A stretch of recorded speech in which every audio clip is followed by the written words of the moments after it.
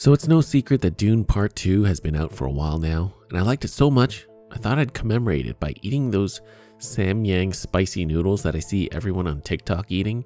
And although I can handle spicy food, you know what they say, the spice must flow. Also, yes, that is in fact Paracord up my nose. My first introduction to Dune started in 1992. This was on an old Windows PC, and my brother and I played this amazing game that involved gathering spice with harvesters, building bases, training troops, and leading battles against the opposing houses. It was awesome. Fast forward to 2021 and we had Denis Villeneuve's Dune Part 1, and now we have Part 2. I will be talking about what I liked and what I didn't like, but there will be no spoilers, of course. And finally, I'll talk about a part of the movie that really stuck with me at the end. Suffice it to say, I really like this movie. So much so that I decided to get a copy of Frank Herbert's Dune, and I'm totally going to be a bandwagoner. But in order for me to keep my place in this book, I'll need a bookmark. And I want it to match the cover art of my book. Quick aside here, if you haven't downloaded my free ebook yet, link for that will be in the description and pinned comment. These are the colors and amounts of cords that I used. I wanted this bookmark to match the cover art of my hardcover copy of Dune. The main knot we'll be using today is a modified version of the Solomon knot, but we'll have to start off with a Matthew Walker knot. And by the way, nobody really knows who Matthew Walker was, nor as to why this knot was named after him, but it is suggested that he may have been a ship's rigger in the Royal Navy. This will be a 6-strand Matthew Walker knot, and one tip I have to say is gut this white cord that is going across the core for a thinner bookmark. But anyhow, getting back to Dune. Now, I'm by no means a film buff, but I do enjoy good movies and all sorts of movies for that matter. So at a time when there just aren't as many cinematic blockbusters at the level of this movie, this was really great to see. Now, I've always been a fan of Denis Villeneuve's work. Perhaps I am a bit biased though, as he is a fellow Canadian, but ever since 2013's Prisoners, I've been a fan of his movies. Now, from what I understand, the lore of Dune is extremely expansive and intricate. And to do what he did, being able to pick and choose what to include and where to take some liberties, I feel like he made a great couple of movies. Now, my opinion could change, of course, after I read the book, but just approaching it from a movie standpoint, they have been great.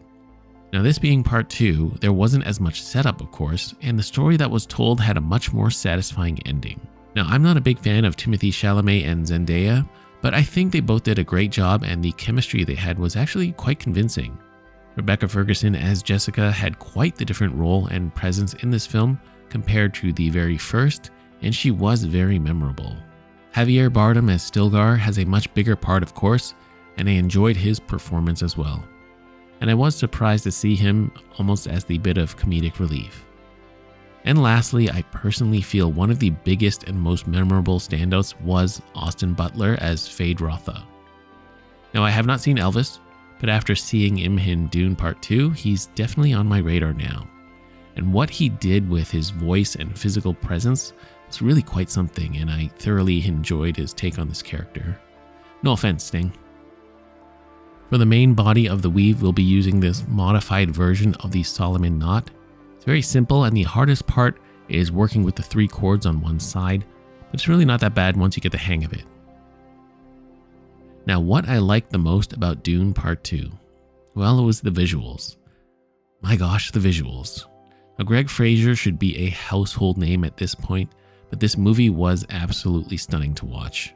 He did an exquisite job in this movie, just like the first one, but I somehow feel like he topped himself. Now, there's a particular scene in the movie that involves an arena, and I was just in awe of how it looked. In fact, it might have been my favorite scene out of the whole movie. So watch this movie in IMAX if you can. Also, the true 70mm IMAX was a completely different experience than the digital. Hans Zimmer is back doing the soundtrack for Dune, and like the first one, it's absolutely epic. I in fact have been listening to the Dune soundtrack during my workouts at the gym. Also, the love theme that he composed for Paul and Chani is absolutely beautiful. So I've sung a lot of praises, but what did I not like? Well, to be honest, there wasn't that much that I disliked. The pacing overall was very good, but I did find myself feeling a little tired in some parts of the movie. And for those that feel Dune is boring, I can see why some people might feel that way. Now, that being said, there was something that really stuck with me about this movie. And again, no spoilers, But there is a moment where one of the main characters has to make a decision, and that decision involves his destiny. And this really got me thinking about my own. And not to get too deep or esoteric about it, I just wanted to say that I've been on this YouTube journey for 12 years now, and it really started from nothing, literally me making videos in my room at my parents' house. And I've made some decent progress in recent years. Obviously, I've, moved out on my own and I'm shooting videos in my own place. But I've always felt that I could take what I've been doing here to the next level, and not just in terms of videos, but what I can provide as a service. And I wanted you all to know that there is something very big happening behind the scenes, and it's on its way. So I really hope you're ready for some big news coming very soon. Well, if you haven't seen Dune Part 2 and you liked the first one, I'd highly suggest this one. And with the 2 remaining chords, I'm going to tie a diamond knot. As always, if you need a more detailed tutorial for this knot, I have it on my channel.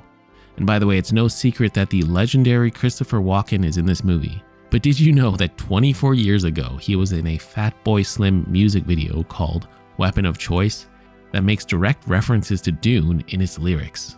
I mean, that's something only Lisan Al-Gaib could have foreseen. Don't believe me? Go check the lyrics out. Now, this bookmark did turn out a bit thick, but it still does work. Perhaps just not as the most portable bookmark. But if you got the silver gray cord across the core, it will help. So that all being said, here is my Dune themed bookmark. Did you also notice this pattern kind of looks like that of the Sandwalk? Pretty cool, huh?